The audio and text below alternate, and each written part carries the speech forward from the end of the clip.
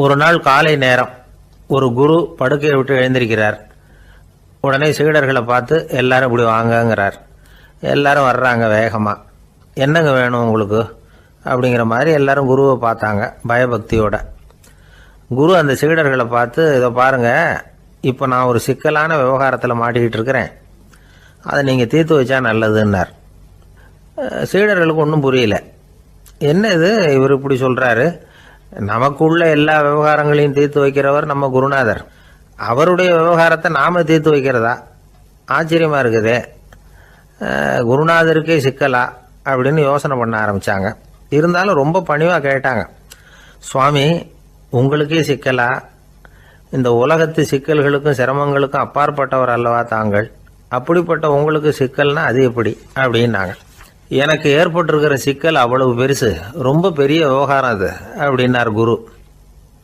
கொஞ்சம் விவரமாக சொல்லுங்க அப்படின்னாங்க இவங்க. இப்போ அந்த குரு விவரத்தை சொன்னார். அதாவது நேற்று ராத்திரி நான் ஒரு கனவு கண்டேன். அந்த கனவில் நான் ஒரு பட்டாம்பூச்சியாக மாறிட்டேன். அப்படி மாறி ஒவ்வொரு மலராக பறந்து போய் உட்காந்து தேன் சாப்பிட்டேன் அப்படின்னார். சீடர்கள் இதை கேட்டதும் ரொம்ப திகைச்சு போயிட்டாங்க. என்ன இது, இது ஒரு பெரிய பிரச்சனையா? ஒரு சாதாரண கனவு கண்டதுக்காகவா இந்த காலை வேளையில் நம்மளையெல்லாம் குருநாதர் இவ்வளவு அவசரமாக கூப்பிட்டுருக்கார் அப்படின்னு நினச்சாங்க. இருந்தாலும் கேட்டாங்க, இதில் என்ன சிக்கல் சுவாமி? கனவுங்கிறது எல்லாருக்கும் வரத்தானே செய்யும் அப்படின்னார் ஒரு சீடர். சீடர்களே, பிரச்சனை அது இல்லை. நான் இன்னைக்கு காலையில் கண்ணு முழிச்சு பார்த்தப்போ நான் நானாக மறுபடியும் மாறிட்டேங்கிறத தெரிஞ்சுக்கிட்டேன். இதில் சிக்கல் என்னன்னா, இப்போ அந்த பட்டாம்பூச்சி தான் நானாக ஆயிட்டதாக கனவு கண்டுகிட்டு இருக்கா அப்படிங்கிறது தான். ஒரு மனுஷன் பட்டாம்பூச்சி ஆகிறதாக கனவு காண முடியுங்கிறப்போ அந்த பட்டாம்பூச்சியும் மனுஷனாக ஆகிறதாக கனவு காண முடியும் இல்லையா? இப்போ எனக்கு யதார்த்த நிலை தெரியணும், எது நிஜம்னு தெரியணும். நேற்று ராத்திரி நான் கண்டது கனவா, அல்லது இது பட்டாம்பூச்சி கண்டுகிட்டு இருக்கிற கனவா? இதுதான் குரு கேட்ட கேள்வி. இதை கேட்டதும் சீடர்கள் ரொம்ப குழம்பி போயிட்டாங்க. சுவாமி, இது வரைக்கும் நாங்கள் தூங்குறப்ப பார்க்கறது கனவுன்னும் மூழ்கிட்டு இருக்கிறப்ப பார்க்கறது நனவுன்னு நம்பிக்கிட்டு இருக்கிறோம். இப்போ எங்களை ரொம்ப குழப்பிட்டீங்க, இதுக்கு பதில் சொல்ல எங்களுக்கு சக்தி இல்லை அப்படின்னு சொல்லிவிட்டாங்களாம். அதுக்கப்புறம் அந்த குரு சொன்னாராம், நினைவு தான் முக்கியமான அம்சம். முடிவு கட்டம்னா பகலின் நினைவுகளை விட இரவின் கனவுகளே ரொம்ப உண்மை.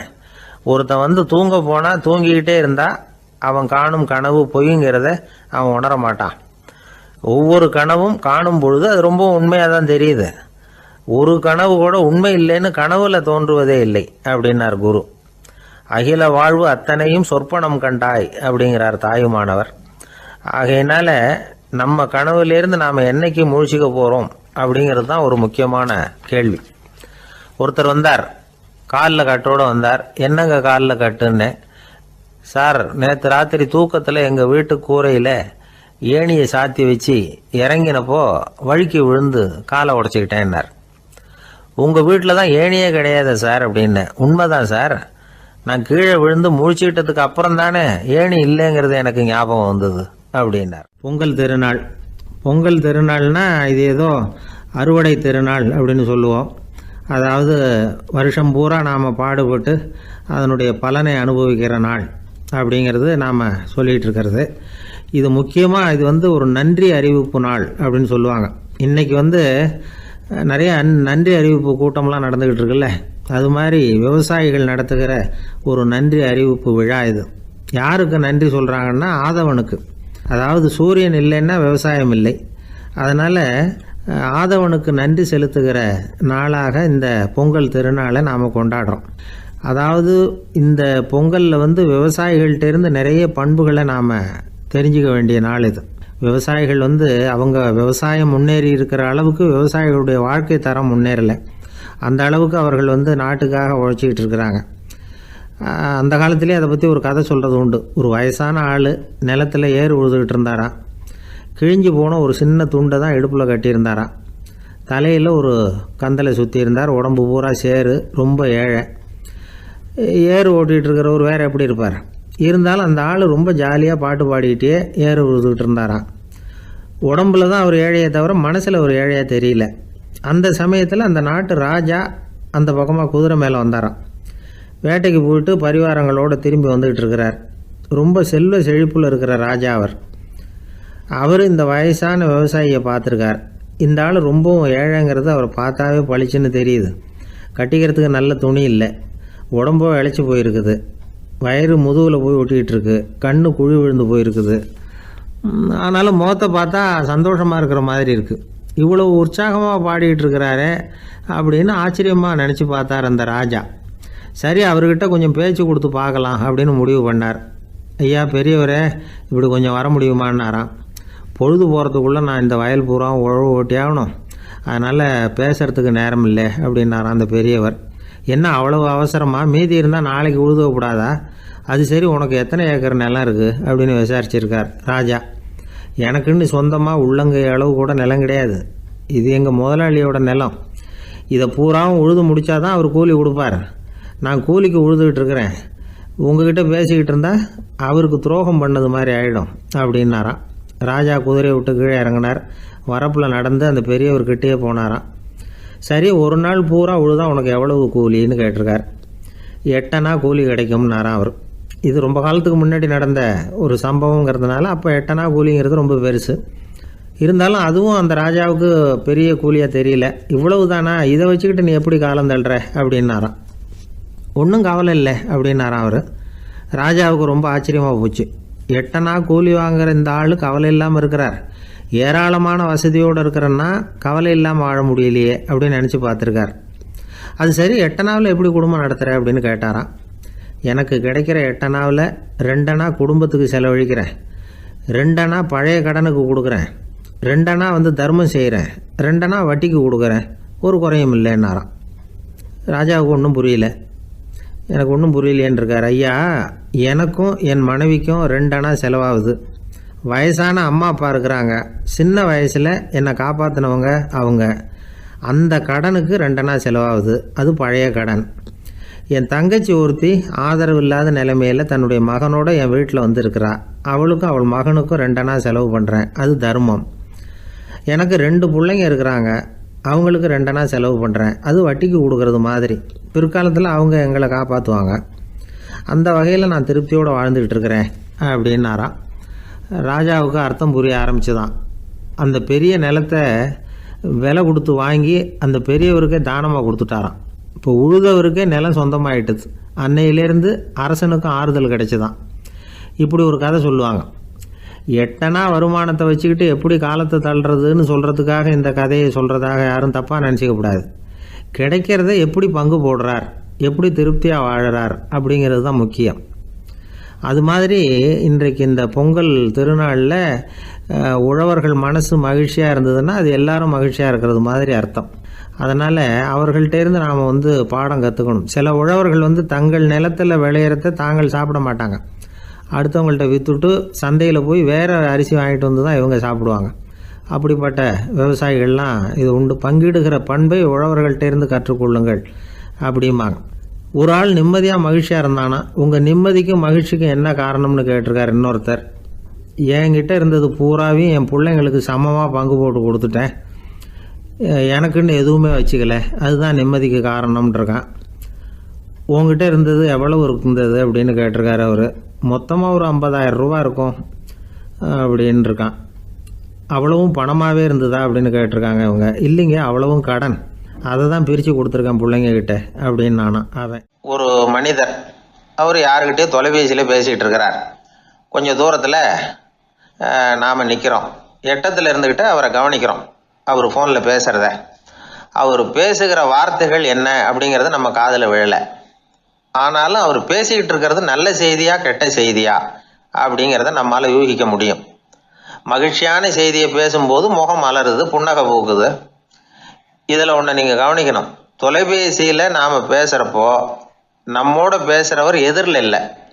அவர் தொலைபேசி வழியாக நம்ம குரலை மட்டும்தான் கேட்க போகிறார், நம்ம முகத்தை அவர் பார்க்க போகிறதில்ல. அப்படி இருந்தும் அப்போ நம்ம முகம் ஏன் மலரணும் அப்படின்னா இதுதான் உடல் மொழி, பாடி லாங்குவேஜ் அப்படின்னு சொல்கிறாங்க. நம்ம அறியாமலேயே நம்ம உடம்பு செய்திகளை தெரிவிக்குது பாருங்க, அதுதான் உடல் மொழி. ஒரு மனிதர் தொலைபேசியில பேசிக்கிட்டு இருக்கிறத நீங்க தூரத்துல இருந்து கவனிச்சுக்கிட்டே அவர் நண்பரோட பேசுறாரா, மனைவியோட பேசுறாரா, குழந்தையோட பேசுறாரா, இல்ல மேல் அதிகாரி கிட்ட பேசுறாரா, அல்லது அவருக்கு கீழே பணிபுரிகிறவர்கள் கிட்ட பேசுறாரா அப்படிங்கிறத கண்டுபிடிக்கலாம். அதுக்கு காரணம் அவருடைய உடல் மொழி. இந்த உடல் மொழி கூட நம்ம வாழ்க்கையின் முன்னேற்றத்துக்கு பயன்படும். இதை பற்றியெல்லாம் கூட சில நிபுணர்கள் ஆராய்ச்சி பண்ணி பார்த்துருக்குறாங்க. அவங்க சில விவரங்களை சொல்கிறாங்க. குறிப்பாக ஒருத்தர் தன்னுடைய நாற்காலியில் கிட்டத்தட்ட படுத்துக்காத குறையா உட்காந்துருக்கிறாருன்னு வச்சுக்கோங்க. எதிர இருக்கிறவர் பேசுறது அவருக்கு பிடிக்கலன்னு அர்த்தமா. தலையை சொரிஞ்சிக்கிறது, வேற வேற திசைகளில் பார்க்கறது, கொட்டாவி விடுறது, கால்களை மாற்றி போட்டு உட்கார்றது, களைப்பா கை விரல்களை அப்படியே பின்னிக்கிறது, அடிக்கடி கடிகாரத்தை பார்க்கறது, இப்படிலாம் ஒருத்தர் பண்ணிக்கிட்டு இருக்கிறாருன்னா நாம் கூடிய சீக்கிரம் அந்த இடத்த விட்டு எழுந்திரிச்சு வந்துடுறது நல்லது. ஏன்னா இதெல்லாம் அவருடைய சலிப்பு, சோர்வு, ஆர்வமின்மை இதுக்கு அடையாளங்கள். நம்முடைய பேச்சு அவரை சலிப்படைய வச்சுட்டுதுன்னு அர்த்தம். அவர் ரொம்பவும் சோர்ந்து போயிட்டாருன்னு பொருள். நம்முடைய பேச்சில் அவருக்கு ஆர்வம் இல்லைன்னு அர்த்தம். அதே நேரத்தில் நாற்காலியின் நுனியில் அமர்ந்து உடலை முன்னுக்கு நகர்த்தி எதிர இருக்கிறவரின் கண்களை பார்த்துக்கிட்டே பேசினாலும் சரி அல்லது பேச்சை கேட்டாலும் சரி, உங்கள் பேரில் மற்றவங்களுக்கு உள்ள பிடிப்பு அதிகரிக்கும். நாம் எப்படிப்பட்டவருங்கிறத நம்ம உடம்பும் நடை உடை பாவனையும் அடுத்தவங்களுக்கு காட்டி கொடுத்துரும். உங்கள் உடம்பு, உங்கள் பார்வை, நடை, உட்கார்ற விதம் இதை வச்சுக்கிட்டே நீங்கள் பொறுப்புள்ளவரா, முரடரா, அலட்சியமானவரா, மரியாதை தெரிஞ்சவரா, அடக்கமானவரா, நம்பிக்கைக்கு உரியவரா, நாணயம் இல்லாதவரா, பயந்தவரா, திறமைசாலியா, அப்பாவியா அப்படிங்கிறதையெல்லாம் கண்டுபிடிச்சிடலாம். அதனால் இந்த உடல் மொழியை புரிஞ்சுக்கிட்டு நம்மளை கொஞ்சம் சரிப்படுத்திக்கிட்டோம்னா வாழ்க்கையில் சுலபமாக பல காரியங்களை சாதிக்க முடியும். ஒரு மனநல மருத்துவமனை, அங்கே ஒருத்தர் ஒரு நாற்காலியில் உட்காந்துக்கிட்டு கார் ஓட்டுறது மாதிரி அப்படி பாவனை பண்ணிகிட்டு இருந்தார். ஸ்டேரிங்கை திருப்புறது மாதிரி, பின்னாடி வர்ற வண்டியை நிற்க சொல்கிறது மாதிரி, அப்புறம் இவர் ஒதுங்கிக்கிட்டு அவருக்கு வழி விடுறது மாதிரி, இப்படிலாம் சேட்டைகள் பண்ணிக்கிட்டு இருந்தார் மனநல மருத்துவமனையில். இதை பார்த்துக்கிட்டு இருந்த ஒருத்தர் பக்கத்தில் இருந்த இன்னொருத்தர்கிட்ட கேட்டார், இவர் ஏன் இப்படி பண்ணுறாரு, இவருக்கு ஏன் அப்படி வந்தது நிலைமை அப்படின்னு சொல்லி அவர் விசாரித்தார். அப்போ அவர் விவரம் சொன்னார். வேற ஒன்றும் இல்லைங்க, இவருக்கு கார் ஓட்டணும்னு ஆசை ரொம்ப காலமாக, அது நிறைவேறாமல் போயிட்டுது. அதுக்கப்புறம் அவர் மனநோயாளியை மாறிட்டார். இங்கே அழைச்சிட்டு வந்தாங்க. இங்கே அழைச்சிட்டு வந்ததுலேருந்து அப்படி தான் பண்ணிகிட்டு இருக்கிறார். அப்போ கார் ஓட்டுறது மாதிரிலாம் பாவனை பண்ணிகிட்டு இருப்பார், திருப்புறது மாதிரி பண்ணுவார், பின்னாடி வர்றவங்களுக்கு இடம் விடுவார், இப்படிலாம் செய்கிறார் அப்படின்னு விவரம் சொன்னாங்க. நீங்கள் சொல்லப்படாதா, இப்போ நீங்கள் கார் ஓட்டலை, வெறும் நாற்காலியில் தான் உட்காந்துருக்குறீங்க அப்படின்னு நீங்கள் சொல்லப்படாதா அவருக்கு அப்படின்னு கேட்டாங்க. அது முடியாதுங்க, ஏன்னா அந்த காரை கழுவுறதுக்காக அவர் தினமும் எனக்கு 10 ரூபா கொடுத்துக்கிட்டு இருக்கிறார் அப்படின்னாராம் அங்கே வேலை செஞ்சுக்கிட்டு இருந்த ஒருத்தர். அதனால் வாழ்க்கையில் நாம் இந்த உடல் மொழியை புரிஞ்சுக்கணும். உடல் மொழிங்கிறது இப்போ ஆரம்பத்தில் சொன்னது மாதிரி அந்த தொலைபேசியில் பேசுகிறவங்கள தூரத்திலேருந்து பார்த்தாவே அவர் யாருக்கிட்ட பேசுகிறார், என்ன பேசுகிறாருன்னு தெரியும். நம்ம முகத்தை நல்லா வச்சுக்கணும். உடல் மொழியை நம்ம புரிஞ்சுக்கிட்டு பயன்படுத்த ஆரம்பித்தோம்னா எந்த முயற்சி பண்ணினாலும் அதில் வெற்றி நிச்சயம். ஒரு குழந்தை அம்மா கிட்ட போச்சு, அம்மா என்னை தூக்கிக்க. உடனே அந்த அம்மா அந்த குழந்தைய தூக்கி இடுப்புல வச்சுக்கிறாங்க. எந்த பக்கம் வச்சுக்கிறாங்க? இடது பக்கம். பொதுவா குழந்தைய தூக்குறவங்க யாரும் வலது பக்கம் இடுப்புல வச்சுக்கிறது இல்ல. விவரம் தெரியாத சில ஆம்பளைகளை அப்படி தூக்கி வச்சுக்கிட்டு அலையிறது உண்டு. ரொம்ப காலமாவே குழந்தைகளை இடுப்புல இடது பக்கமா வச்சிருக்கிற பழக்கம் தான் இருந்து வந்திருக்குது. இதுக்கு ஆய்வாளர்கள் என்ன காரணம் சொல்றாங்க தெரியுமா? அப்படி இருந்தாதான் குழந்தை சொல்றத, குழந்தை நினைக்கிறத தாயினால நல்லா உணர முடியுதாம். இடது பகுதி ஆட்சி பண்றது, குறிப்பா காதின் தலைமையாக இருக்கிறது வலது பக்கம் தான். அதனால தாய் குழந்தைக்கு பதில் சொல்லவோ, அது என்ன கேக்குதுங்கிறத சீக்கிரமா புரிஞ்சுக்கிட்டு நடந்துக்கவோ அதுதான் சௌரியம் அப்படின்னு ஆய்வாளர்கள் இதுக்கு காரணம் சொல்றாங்க. இதனால என்ன ஆகுதான், தாய்க்கும் குழந்தைக்கும் நெருக்கம் அதிகமாகுதான், குழந்தைக்கும் பாதுகாப்பு அதிகமா. அது மட்டும் இல்ல, ஒரு தாய் தன்னுடைய குழந்தைய இடுப்புல சுமக்கிறதுனால அவள் நினைக்கிறத, அவளோட இதய துடிப்ப குழந்தை உணர்தான். 9 மாதத்துக்கும் அதிகமா இருந்த இடம் இல்லையா, அதனால அவளை பத்தி நல்லா அறிந்து கொள்ளுகிற வாய்ப்பும் குழந்தைக்கு கிடைக்குது. நம்ம முன்னோர்கள் ரொம்ப காலத்துக்கு முன்னாடியே வலது கையை பார்க்க ஆரம்பிச்சிட்டாங்களாம். அவங்க பயன்படுத்திய கல் ஆயுதங்கள்லாம் வலது பக்கமா தான் தீட்டப்பட்டிருக்குது. அதுல இருந்து நமக்கு என்ன தெரியுதுன்னா வலது கையை தான் உபயோகப்படுத்தி இருக்கிறாங்கிறது தெரியுது. இப்படி எல்லாம் இருந்தா கூட இன்னைக்கு நம்மள 10ல் ஒருத்தருக்கு ஒரு பழக்கம் உண்டு, அது இடது கை பழக்கம். ஆனாலும் 2 கைகளும் ஒற்றுமையா இருக்கிறதுக்கு தான் ரொம்பவும் முயற்சி பண்ணுதான். இப்போ வலது கை பழக்கம் உள்ளவங்க பேசுறதுக்கு எழுதுறதுக்கு செயல்படுத்துற தலைமையகம் தலையின் பின்புறம் பிடரியில் இருக்குது. இடது கை பழக்கம் உள்ளவங்களுக்கு மூளையில 2 பக்கங்கள்லயும் தலைமையகம் இருக்குது. இது விஞ்ஞானிகள் சொல்றது. எத்தனையோ மேதைகள் இடது கை பழக்கம் உள்ளவங்களா இருந்திருக்கிறாங்க. அமெரிக்க மேதை பெஞ்சமின் பிராங்க்லின், இத்தாலிய ஓவியர் லியோனார்டோ டாவின்சி, இப்படி நிறைய பேர் இருந்திருக்கிறாங்க, இப்பவும் இருக்கிறாங்க. காலங்காலமா இயல்பாவே இடது கை பழக்கம் இருந்து வந்திருக்குது. அப்படி இருக்கிறப்போ வலது கை எப்போ இடது கைய வென்றது, ஜெயிச்சது அப்படிங்கிற விவரம் இன்னமும் யாருக்குமே புரியல. ஆய்வாளர்களுக்கும் புரியல. அவங்களும் யோசிச்சுக்கிட்டு இருக்கிறாங்க. உலகம் இடது பக்கமா தான் சுத்துது. வானத்துல இருக்கிற வெள்ளி வீதி, அப்புறம் அணுவுல இருக்கிற துணுக்குகள், உடம்புல இருக்கிற அமினோ அமிலம், இப்படி எல்லாமே இடதுபுறமா தான் இயங்கிட்டு இருக்குது. இவ்வளவு செய்திகள் இடது கைக்கு ஆதரவா இருக்கிறப்போ அது எப்படி வலது கை கிட்ட ஏமாந்தது அப்படிங்கிற ரகசியம் இன்னமும் யாருக்கும் தெரியலையா.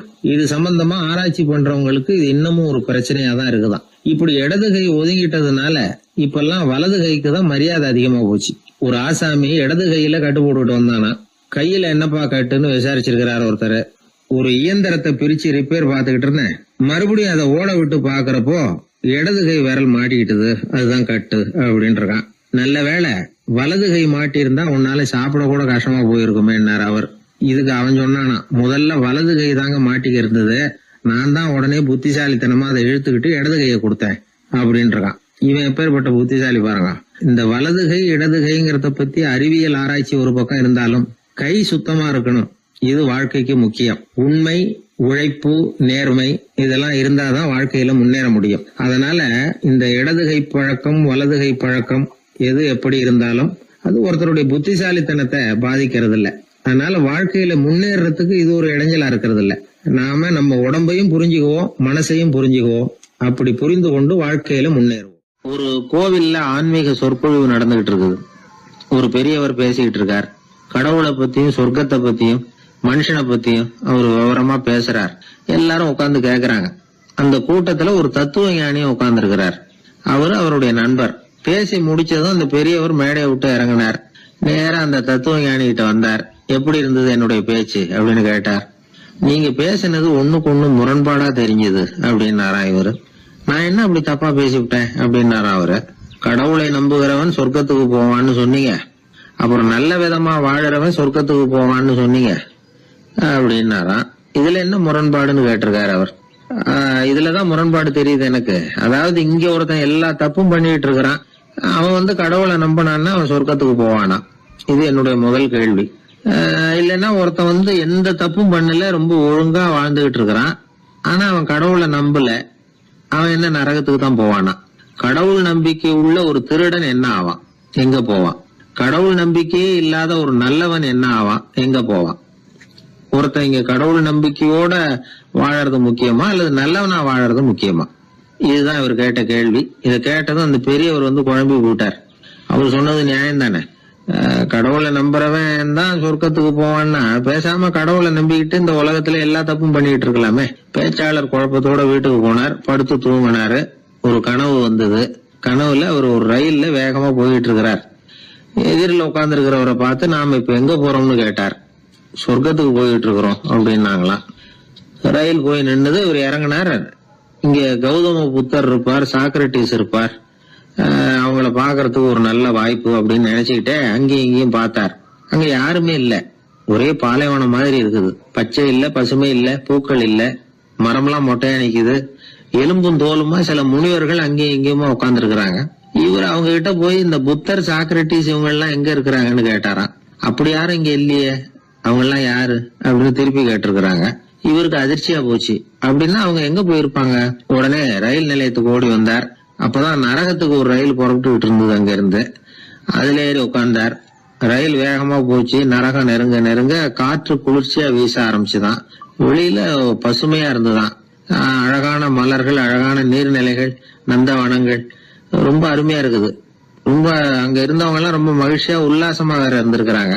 எங்க பார்த்தாலும் ஆடல் பாடல் உற்சாகம். இவர் ரயில விட்டு இறங்கினார். அவருக்கு சந்தேகம், இதுவா நரகம் அப்படின்னு விசாரிச்சிருக்காரு. ஆமா, இதுதான் நரகம்னாங்களாம். எனக்கு ஒரு சந்தேகம் இருக்காரு, என்னன்னு கேட்டிருக்காங்க. கௌதம புத்தரும் சாக்ரட்டிஸும் லாவோஸும் இவங்க மாதிரி இன்னும் பல பேரும் கடவுள் நம்பிக்கை இல்லாதவங்க, அவங்க எல்லாம் இங்க இருக்கிறாங்களா அப்படிங்கறதுதான் என்னுடைய சந்தேகம் அப்படின்னாராம். இப்ப அவங்க சொல்லியிருக்கிறாங்க, இப்ப நீங்க பாக்குறீங்களே பசுமையும் பச்சை பயிர்களும் ஆடல் பாடல்களும் அழகிய மலர்களும், இது எல்லாமே கௌதம புத்தரும் சாக்ரட்டிஸும் அது மாதிரி மகான்களும் இங்க வர ஆரம்பிச்ச பிறகுதான் உண்டாக ஆரம்பிச்சது. இந்த பிரதேசத்தை அவங்க அப்படியே மாத்திவிட்டாங்க. இப்போலாம் இங்க இருக்கிறவங்க யாரும் சொர்க்கத்துக்கு போறதுக்கே ஆசைப்படுறது இல்ல அப்படின்னாங்களாம். இந்த அதிர்ச்சியிலேயே அந்த பெரியவர் கனவு கலைஞ்சி மூச்சுக்கிட்டார். இதுல இருக்கிற கருத்து என்னன்னா, நல்லவர்கள் எங்க இருக்கிறாங்களோ அந்த இடத்துக்கு பேர் தான் சொர்க்கம். சொர்க்கம் நரகம்ங்கிறதெல்லாம் ஆன்மீக பண்புகள், அவ்வளவுதான். ஒரு ஊர்ல 2 இணைபிரியாத நண்பர்கள். ஒருத்தன் கேட்டான், இப்ப கடவுள் நம்ம முன்னாடி உங்க 2 பேர்ல யாராவது ஒருத்தர் மட்டும் என்னோட சொர்க்கத்துக்கு வரலாம் அப்படின்னு கூப்பிட்டா நீ என்ன சொல்லுவேன்னு கேட்டானா. இவன் ரொம்ப பெருந்தன்மையா உன்னையே அழைச்சிட்டு போக சொல்லிடுவேன் அப்படின்னு இருக்கான். அப்படின்னா உனக்கு சொர்க்கம் வேணாமான்னு கேட்டிருக்கான் அவன். நீ என்னை விட்டுட்டு போனாவே அப்புறம் இந்த பூலோகமே எனக்கு சொர்க்கம் தாண்டா அப்படின்னு நானா இவன். அவர் ஒரு பெரிய குடும்பத்துல பிறந்தவர். இருக்கிற சொத்துக்கள் எல்லாத்தையும் வாரி வழங்கி விட்டு காட்டுக்கு புறப்பட்டார் தவம் செய்யறதுக்காக. இருந்தது பூராவும் கொடுத்துட்டார். இனிமே எதுவுமே இல்லை கொடுக்கறதுக்கு. அப்போ கடைசியா ஒருத்தன் கையை நீட்டினானா, ஐயா ஏதாவது கொடுங்கன்னு இருக்கான். அவர் பார்த்தார், கட்டியிருக்கிற வேட்டியை தவிர வேற எதுவுமே இல்லை. 8 முழம் பட்டு வேட்டி, ஜரிகை கரையோடு இருக்குது. கடைசியா அதை தான் எடுத்துக்கிட்டு அவர் புறப்பட்டு இருக்கார். அவர் பார்த்தார், எதிரில் அவன் பரிதாபமா நின்றுட்டு இருக்கிறான். அந்த 8 முழ வேட்டியை 2ஆ கிழிச்சார். 4 முழத்தை அவங்ககிட்ட கொடுத்தாரு. மீதி 4 முழத்தை தன்னுடைய இடுப்புல கட்டிட்டு அவர் காட்டுக்கு போயிட்டார். இவன் என்ன பண்ணான் தெரியுமா? கையில கிடைச்ச 4 முழத்தை எடுத்துக்கிட்டு கடை வீதிக்கு போனான். பழைய பட்டு வேட்டி ஜருகை இதையெல்லாம் விலைக்கு வாங்குற வணிகர் ஒருத்தர் இருக்கார். அவர்கிட்ட போனான். இதை விலைக்கு எடுத்துக்கிறீங்களா அப்படின்னு கேட்டிருக்கான். அவர் வாங்கி பார்த்துருக்கார். ஆஹா, இது ரொம்ப அருமையான வேட்டி, விலை உயர்ந்த ஜருகை, இது ஏது உனக்கு அப்படின்னு கேட்டாரான். அவன் நடந்தது சொல்லியிருக்கான். அப்படின்னா ஒன்று செய்ய, இந்த வேட்டியோட இன்னொரு பாதியையும் மெதுவாக வாங்கிட்டு வந்துரு, உனக்கு நிறைய பணம் தர்றேன் அப்படின்னாரான் அந்த வணிகர். இவன் கொஞ்சம் யோசனை பண்ணி பார்த்தான். கொஞ்சம் இருங்க, வந்துடுறேன் அப்படின்னு சொல்லிவிட்டு நேராக காட்டுக்கு போனான். அவர் எங்கே இருக்காருன்னு தேடி கண்டுபிடிச்சான். அவர் ஒரு இடத்துல தவக்கோலத்தில் இருக்கிறார். கட்டியிருந்த இடைவேட்டியும் அவர் அறியாமல் நழுவி கீழே விழுந்து கிடக்குது. இவனுக்கு ரொம்ப வசதியாக போச்சு. அவரை கேட்க வேண்டிய அவசியமே இல்லை. மெதுவாக சத்தம் போடாமல் அடி மேலே அடி வச்சு நெருங்கினான். அவர் கண்ணை மூடிக்கிட்டு அவர் பாட்டு நின்றுட்டு இருக்கிறார். இவன் மெதுவாக போய் கீழே கிடந்த அந்த துணியை எடுத்துக்கிட்டு சத்தம் போடாமல் திரும்பி நடந்தான். ஒரு 2-3 அடி எடுத்து வச்சிருப்பான். அப்படி ஓட ஆரம்பிக்கிற சமயத்தில் அவன் காலில் கீழே கிடந்த முள்ளு ஒன்று நறுக்குன்னு தச்சு விட்டுது. வலி தாங்க முடியாமல் அம்மான்னு கத்திருக்கான். இந்த சத்தத்தினால கண்ணை மூடி நின்றுகிட்டு இருந்த அவரோட தவம் கலைஞ்சது. மெல்ல கண்ணை திறந்து பார்க்கிறார். தன் இடையில இருந்த வேட்டி அவன் கையில் இருக்கு. இப்போ அவர் நினைக்கிறார், என்ன நினைக்கிறாருன்னா, இந்த வேட்டி மீது நான் வைத்த ஆசையல்லவா அவனை திருடனாக ஆக்கி விட்டது அப்படின்னு நினைச்சாராம். இந்த வேட்டி மேல நாம வச்ச ஆசை அவனை திருடும்படி ஆக்கிவிட்டதே அப்படின்னு நினைச்சாராம். இது எப்பேற்பட்ட மனநிலை அப்படிங்கிறத கொஞ்சம் யோசனை பண்ணி பாருங்க. தான் ஒரு பொருள் மேல வச்ச பற்று இன்னொரு மனிதன் திருடனாக ஆகிறதுக்கு காரணம் ஆயிட்டுதேன்னு நினைக்கிறார். அப்படி நினைச்ச அந்த பெரியவர் யார் தெரியுமா? அவர் தான் மகாவீரர். இழந்துட்டேங்கிறிய, நீ என்னத்தை கொண்டுகிட்டு வந்த எங்க இழந்துடுறதுக்கு? நீ என்னத்தை உண்டாக்குன இது அழிஞ்சுட்டுதுன்னு சொல்றதுக்கு? இதுதான் அவருடைய சிந்தனை. இன்றைக்கு நம்ம சிந்தனையெல்லாம் வேற மாதிரி இருக்குது. ஒருத்தன் நடுத்தருவில் உட்காந்து அழுதுகிட்டு இருந்தான். அந்த வழியா ஒருத்தர் ஏன்பா அழறேன்னு கேட்டாராம். 5 ரூபா சார், இந்த இடத்துல விழுந்துட்டுது, ரொம்ப நேரமா தேடுறேன், கிடைக்காது போல இருக்கு அப்படின்னு சொல்லிவிட்டு அழறான். எப்போ தொலைஞ்சதுன்னு கேட்டாராம் அவரு. அது எனக்கு தெரியாது சார், பணத்தை தொலைச்சவன் தேடி பார்த்துட்டு போயிட்டான், நான் அவனுக்கு பின்னாடி தேட வந்தவன் அப்படின்னு நானா. இவன் அள்ள அள்ள குறையாதது அட்சய பாத்திரம், அது நமக்கு தெரியும், கேள்விப்பட்டிருக்கிறோம். ஆனா போட போட நிரம்பாத ஒரு பாத்திரம் உண்டு. அது என்ன தெரியுமா? நம்மள பல பேர்கிட்ட அந்த பாத்திரம் உண்டு. அதுதான் பேராசை அப்படிங்கிற பாத்திரம். அதை நிறைவு செய்யவே முடியாது. பேராசையை பத்தி சுஃபி இலக்கியத்துல ஒரு பிரபலமான கதை உண்டாம். அதை ஒரு பெரியவர் எடுத்து சொல்லியிருக்கிறார். ஒரு மன்னர் நகர்வலம் போயிட்டு இருக்கார். ஒரு பிச்சைக்காரன் மன்னர் எதிரில் வர்றான். பிச்சை போடுங்கிறான். என்னுடைய அமைதியை கெடுக்காதே போங்கிறார் மன்னர். அவன் சிரிக்கிறான். அரசே, உங்களுடைய அமைதி கெடக்கூடிய நிலையில் இருந்தா அதுக்கு பேர் அமைதியே கிடையாது அப்படின்னு ஆனா. எதிரில் நிக்கிறது வெறும் பிச்சைக்காரன் இல்லை, யோகி அப்படிங்கிறத மன்னர் புரிஞ்சுக்கிட்டார். துறவியே, உங்களுக்கு என்ன வேணும்னாலும் கேளுங்க, கொடுக்குறேன்னாராம். அந்த துறவி மறுபடியும் சிரிக்கிறார். அரசே, உங்களால் முடியாததையெல்லாம் கொடுக்க முடியும்னு சத்தியம் செய்யாதீங்க அப்படின்னார். மன்னருக்கு கோபம் வந்துட்டுது. என்ன இவர் இப்படி சொல்றாரு அப்படின்னு நினைச்சார். நகர்வலத்தை பாதியிலேயே நிறுத்தினார். வாங்க அரண்மனைக்குன்னார். துறவியை அழைச்சிக்கிட்டு அரண்மனைக்கு வந்துட்டார். துறவி தன்கிட்ட இருந்த பிச்சை பாத்திரத்தை நீட்டினார்.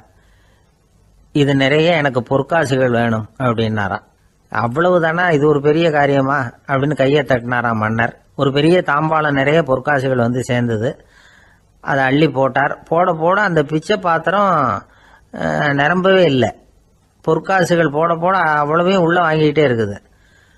அரசாங்க கஜானாவே காலி ஆயிட்டுது. மூட்டை மூட்டையா பொற்காசுகளை கொட்டி பார்த்துட்டாங்க. அது முழுங்கிக்கிட்டே இருக்குது. கடைசி வரைக்கும் அந்த பிச்சை பாத்திரம் வந்து நிரம்பவே இல்லை. அரசர்கிட்ட இருந்த கர்வம் போயிட்டுது. அப்படியே பொத்துன்னு துறவி காலில் விழுந்தார். அப்போ அந்த துறவி சொன்னாராம், மன்னா, இந்த பிச்சை பாத்திரத்தை உங்களால மட்டும் இல்லை, வேற யாராலையும் நிரப்ப முடியாது. அதுக்கு என்ன காரணம்னா, இது வந்து சாதாரண பிச்சை பாத்திரம் இல்லை, பேராசைகளோட வாழ்ந்து செத்து போன ஒரு மனிதனின் மண்டை ஓடுது அப்படின்னாராம். பாருங்க, இதுதான் அந்த சுஃபி இலக்கிய கதை. செத்த பிறகும் நிறைவு இல்லைன்னா அது எப்பேற்பட்ட பேராசையா இருக்கும்னு யோசிச்சு பார்த்துங்க. நம்மால் ஒருத்தர் கல்யாணம் பண்ணிக்க பொண்ணு பார்த்துக்கிட்டு இருந்தார். அழகு, அறிவு, படிப்பு எதுவும் தேவையில்லை, பணம் மட்டும் இருந்தா போதும் அப்படின்னு பார்க்குறவங்க கிட்ட எல்லாம் சொல்லி வச்சார். ரொம்ப நாளைக்கு அப்புறம் ஒரு பணக்காரர் கிடைச்சார். அவர் சொன்னார், இதை பாருங்க, எனக்கு 20 வயசுல ஒரு மகள், அவளை நீங்க கல்யாணம் பண்ணிட்டா 2 லட்சம் பணம் கொடுப்பேன். 25 வயசுல ஒரு பொண்ணு, அவளை கல்யாணம் பண்ணிட்டா 2.5 லட்சம் தருவேன். 30 வயசுல ஒரு பொண்ணு இருக்கா, அவளை கல்யாணம் பண்ணிட்டா 3 லட்சம் தருவேன். என்ன சொல்ற அப்படின்னாராம். இவன் கொஞ்ச நேரம் யோசிச்சு பார்த்துருக்கான். அதுக்கப்புறம் மெதுவா அவரை நிமிந்து பார்த்து, ஏன் சார், உங்ககிட்ட 50 வயசுல ஏதாவது பொண்ணு இருக்கா அப்படின்னு கேட்டானா. ஒரு ஊர்ல ஒரு ஞானி இருக்கிறார். ரொம்ப பெரிய ஞானி. ரொம்ப வயசாயிட்டுது. கடைசி காலத்துல அவர்கிட்ட சில பேர் வந்தாங்க. உங்க குரு யார் அப்படின்னு கேட்டாங்க. அவர் நிமிந்து பார்த்தார். எனக்கு ஆயிரக்கணக்கான குருமார்கள் உண்டு, அவங்க பேரெல்லாம் சொல்லணும்னா இந்த காலம் பத்தாது. ஆனால் முக்கியமான ஒரு 3 பேரை பற்றி மட்டும் உங்களுக்கு சொல்கிறேன் அப்படின்னாராம். அப்புறம் சொன்னார், அந்த 3 பேரில் ஒருத்தன் ஒரு திருடன். ஒரு சமயம் ஒரு பாலைவனம் வழியாக நான் போய்கிட்டு இருந்தேன். அப்போது வழி தவறி போய் ஒரு கிராமத்துக்கு போயிட்டேன். அது இருட்டு நேரம், நடு ராத்திரி, ஊரே உறங்கி போச்சு. அந்த நேரத்தில் ஒரு ஆள் மட்டும் ஒரு வீட்டு சுவத்தில் ஏதோ பண்ணி உள்ளே நுழையிறதுக்கு முயற்சி பண்ணிகிட்டு இருக்கிறான். அவங்கிட்ட போய், நான் இன்னைக்கு இங்கே எங்கே தங்க முடியும் அப்படின்னு கேட்டேன். அதுக்கு அவன், இந்த ராத்திரி வேளையில் அது ரொம்ப சிரமம், ஒரு திருடனோட உங்களால் தங்க முடியும்னா நீங்கள் என்னோட தங்கலாம் அப்படின்னா. நான் அவங்க கூட 1 மாதம் தங்கியிருந்தேன். ஒவ்வொரு நாள் ராத்திரியும், இப்போ நான் என்னுடைய வேலைக்கு போகிறேன், நீங்கள் ஓய்வு எடுத்துக்கோங்க அப்படின்னு சொல்லிவிட்டு போவான். அவன் திரும்பி வந்த உடனே உனக்கு ஏதாவது கிடைச்சிதான்னு நான் கேட்பேன். அதுக்கு அவன், இன்னைக்கு ராத்திரி ஒன்றும் இல்லை, நாளைக்கு மறுபடியும் முயற்சி பண்ணுவேன் அப்படின்பா. எப்பவும் அவன் நம்பிக்கை இழந்ததே கிடையாது. எப்பவும் சந்தோஷமாகவே இருப்பான். நானும் ரொம்ப காலமாக தியானம் பண்ணிக்கிட்டே இருந்தேன், ஒன்றுமே நடக்கலை. ஆனால் நான் என்ன பண்ணேன் தெரியுமா, மனசு வருத்தப்படும், நம்பிக்கை இழந்துருவேன். அப்போல்லாம் அந்த திருடனுடைய விடாமுயற்சி தான் ஞாபகத்துக்கு வரும். அதனால் அந்த திருடன் எனக்கு ஒரு குரு. என்னுடைய 2வது குரு யாருன்னா, அது ஒரு நாய். இது எப்படின்னா, ஒரு சமயம் எனக்கு ரொம்ப தாகமாக இருந்தது. ஒரு நதியை நோக்கி போய்கிட்டு இருந்தேன். அப்போ ஒரு நாயும் வந்தது. அதுக்கும் தாகம். ஓடி வந்து ஆற்றை பார்த்தது. அதோட நிழல் வந்து ஆற்றுல தெரிஞ்சுது. அதை பார்த்ததும் பயந்துட்டுது. அதாவது அது தன்னுடைய சொந்த உருவத்தையே கண்டு பயந்தது. அதை பார்த்து குறைக்குது, திரும்பி ஓடிச்சு. ஆனால் அதுக்கு தாகம் அதிகமாக இருந்ததுனால அது மறுபடியும் திரும்பி வந்தது. பார்த்தா மறுபடியும் தண்ணியில் நாயோட உருவம் தெரியுது. இப்படி சில தடவை பண்ணிச்சு. இருந்தாலும் கடைசியில் தண்ணியில் குதிச்சுட்டுது துணிஞ்சி. இப்படி குதித்த உடனே அதோட உருவமும் மறைஞ்சுட்டுது. இதை பார்த்தேன். நான் என்ன புரிஞ்சுக்கிட்டேன்னா, எவ்வளவுதான் பயம் இருந்தால் கூட ஒருத்தன் தைரியமாக காரியத்தில் இறங்கணும் அப்படிங்கிறத புரிஞ்சுக்கிட்டேன். இந்த போதனை அந்த நாய்கிட்ட இருந்து எனக்கு கிடைச்சிது. இது ஒன்று. அடுத்தது என்னுடைய 3வது குரு யாருன்னா, அது ஒரு சின்ன குழந்தை. நான் ஒரு சமயம் ஒரு நகரத்துக்கு போனேன். அங்கே ஒரு குழந்தை எரிகிற மெழுகுவத்தி ஒன்று எடுத்துக்கிட்டு வந்தது. நான் அந்த குழந்தைய பார்த்து வேடிக்கையாக கேட்டேன், ஏன் பாப்பா இந்த மெழுகுவத்தியை நீயாவே கொளுத்துனியா அப்படின்னு கேட்டேன். ஆமான்னுது அந்த குழந்தை. சரி, இந்த மெழுகுவத்தி முன்னாடி எரியாமல் இருந்தது, இப்போ எரியுது. இந்த மெழுகுவத்திக்கு வெளிச்சம் எங்கேருந்து வந்தது, அதை எனக்கு காட்ட முடியுமா அப்படின்னு கேட்டேன் அந்த குழந்தைகிட்ட.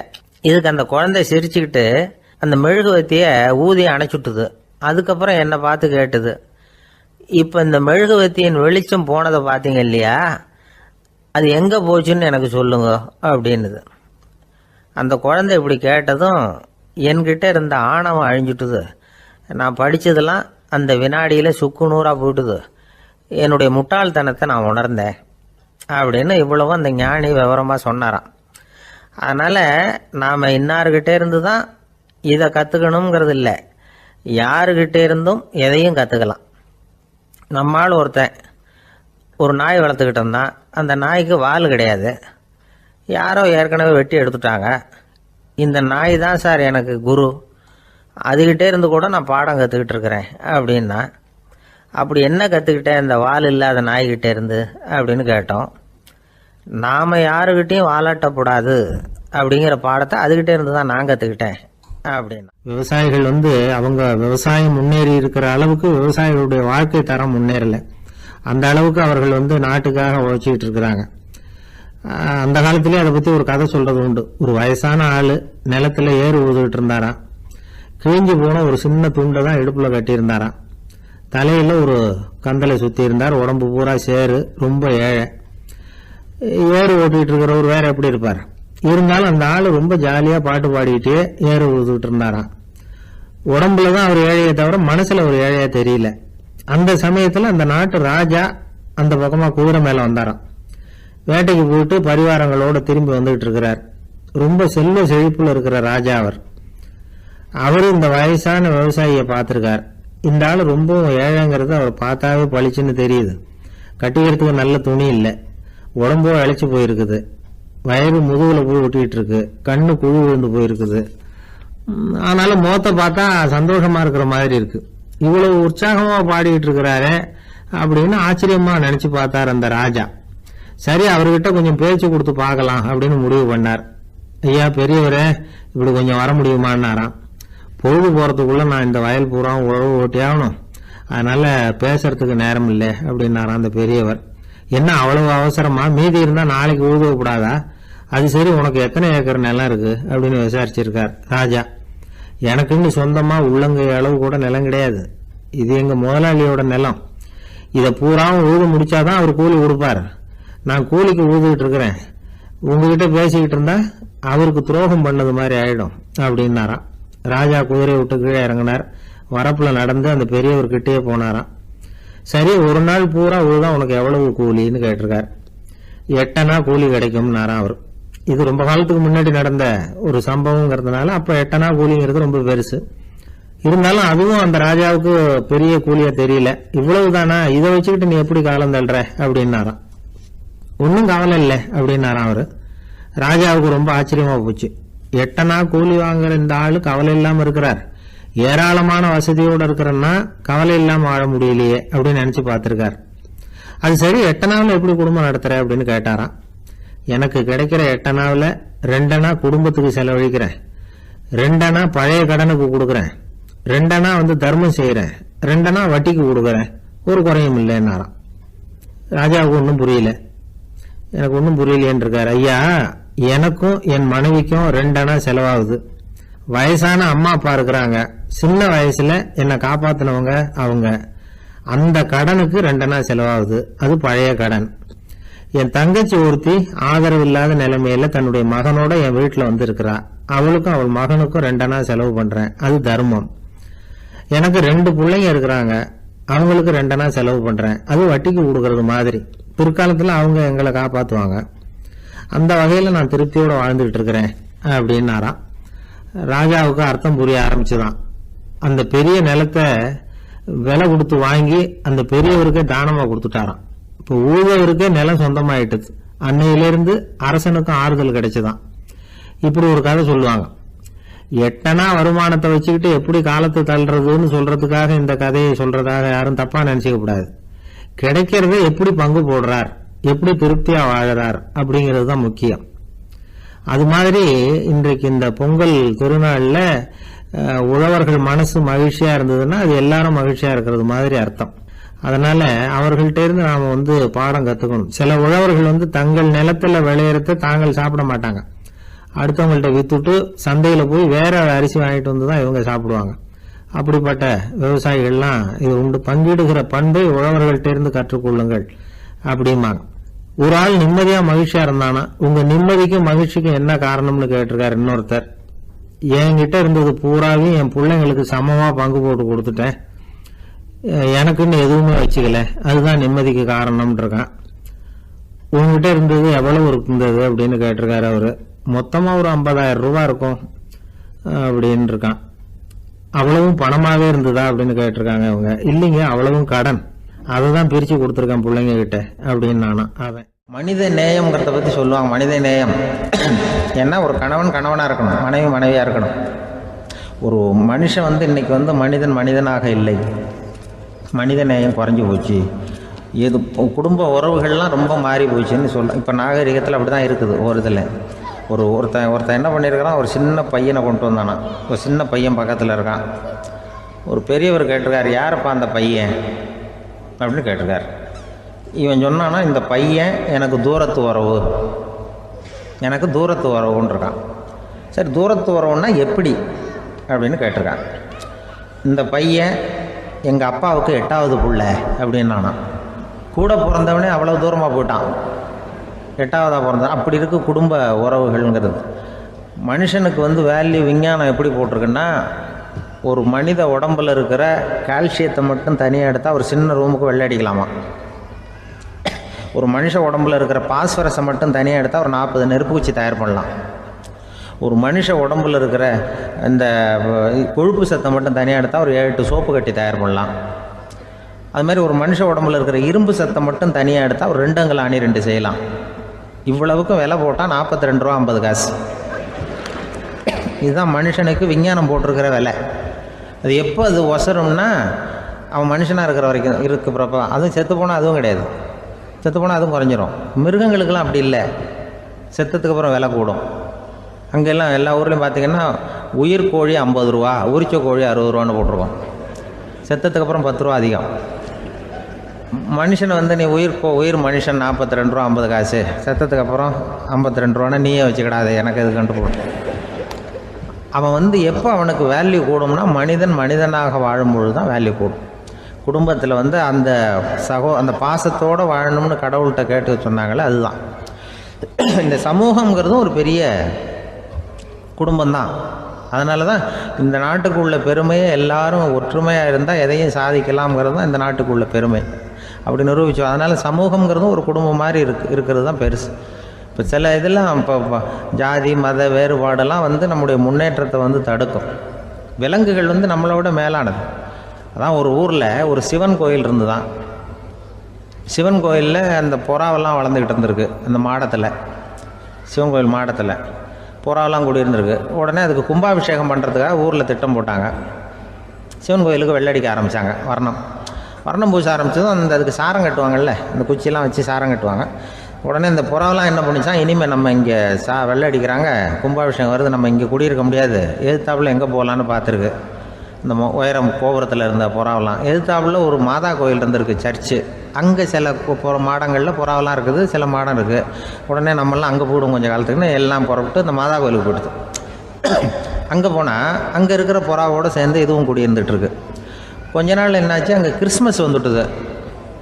கிறிஸ்மஸ் வந்ததும் சரி இங்கேயும் வெள்ளடிக்க ஆரம்பிக்கிறாங்க. நம்ம மறுபடியும் எங்கடா போகிறதுன்னு பார்த்தா அங்கே இருக்கிற புறாவோட சேர்ந்து இதுவும் சேர்ந்து நேராக ஒரு பள்ளிவாசல் இருந்தது. எதுக்கு அங்கே இருக்கிற மாடத்தில் போய் அங்கே குடியேறிட்டுது எல்லாம். அங்கே போனால் அங்கே ரமலான் மாதம் ரம்ஜானுக்காக அதையும் புதுப்பிக்க ஆரம்பித்தாங்க. இது என்ன பண்ணுறதுன்னு சொல்லி இந்த 3 செட்டு புறாவும் சேர்ந்து என்ன பண்ணிச்சு, எங்கே போகலான்னு பார்த்தா மறுபடியும் அதுக்குள்ளே இந்த சிவன் கோயிலில் கும்பாபிஷேகம் முடிஞ்சு போச்சான். முடிஞ்சிருக்கு, அங்கே போடுவோம் எல்லாரும்னு சொல்லி எல்லா புறாவும் அந்த சிவன் கோயிலுக்கு வந்துட்டுது. அங்கே போய் மாடத்தில் அதை குடியிருந்துட்டுது.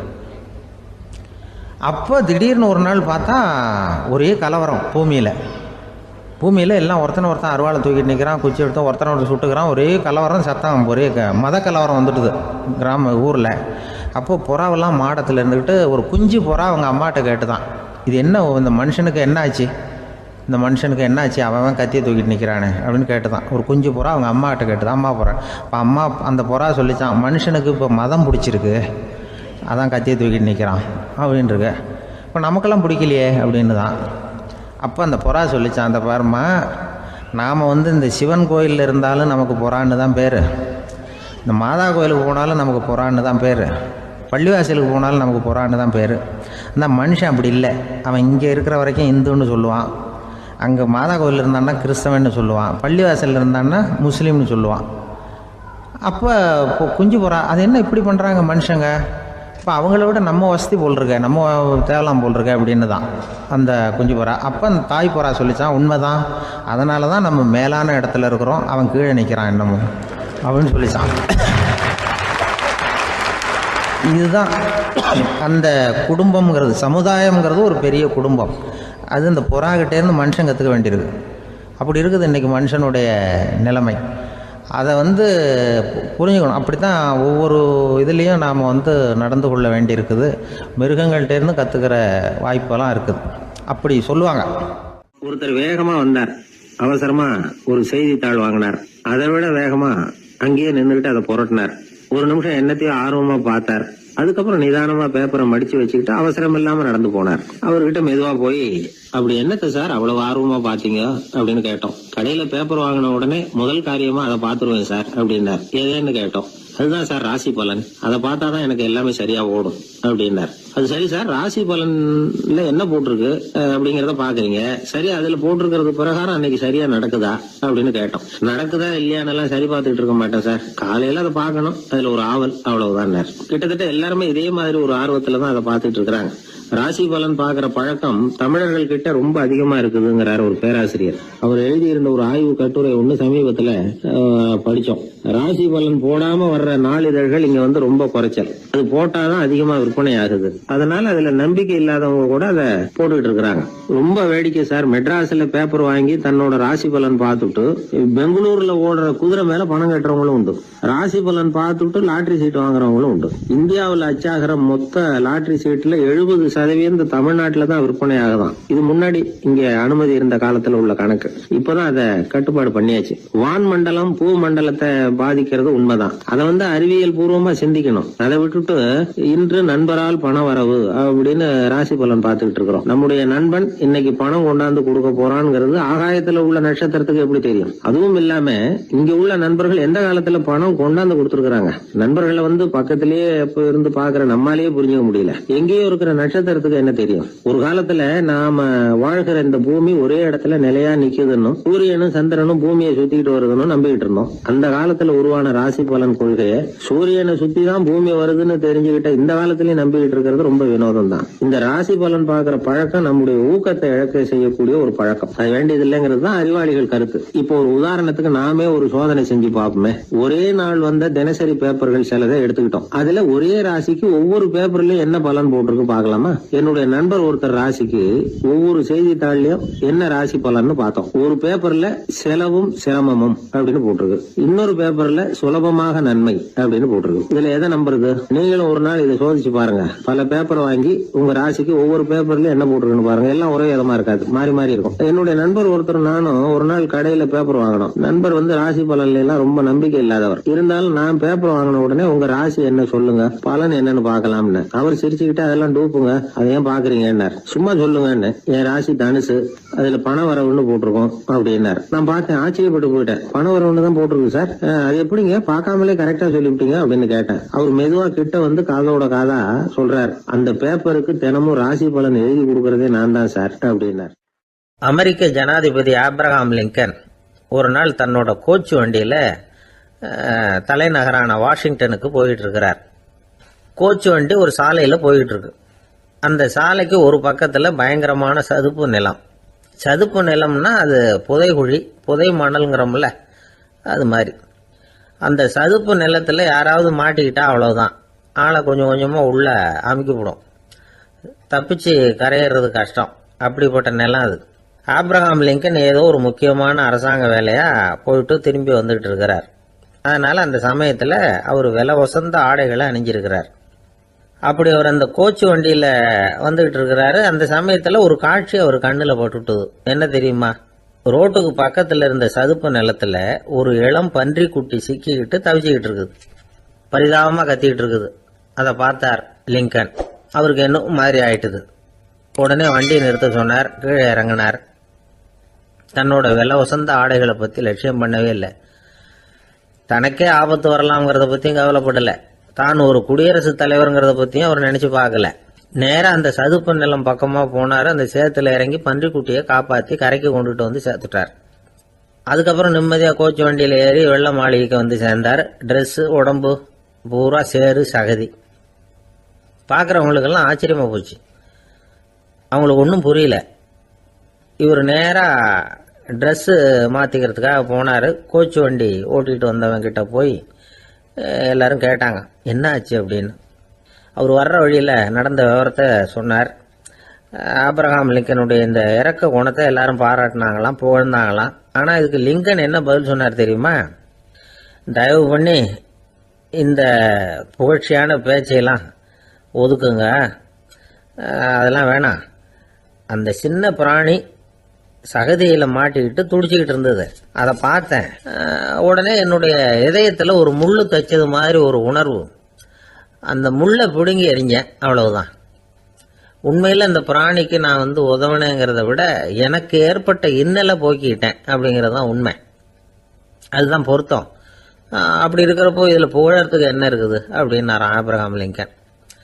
எவ்வளவு யதார்த்தமான வார்த்தைகள் பாருங்க. இந்த காலத்தில் நம்மளையும் பல பேர் அப்படி உண்டு. நீச்சல் தெரியாத ஒரு ஆள் தண்ணியில் இறங்கிட்டான்.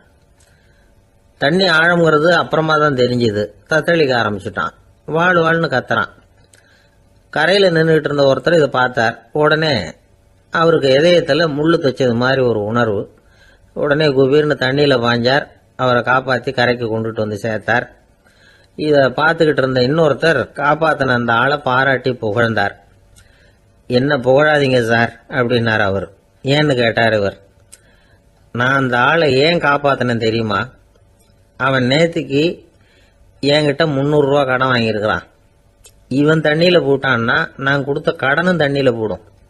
அதனால தான் விழுந்து காப்பாற்றினேன் அப்படின்னா அந்த ஆள். ஒரு ஊரில் ஒருத்தர் இருந்தான். ஒரு நாள் காலையில் எழுந்திரிச்சான். ஒரு 10 ரூபாய் எடுத்து சட்டை பையில் வச்சுக்கிட்டான்.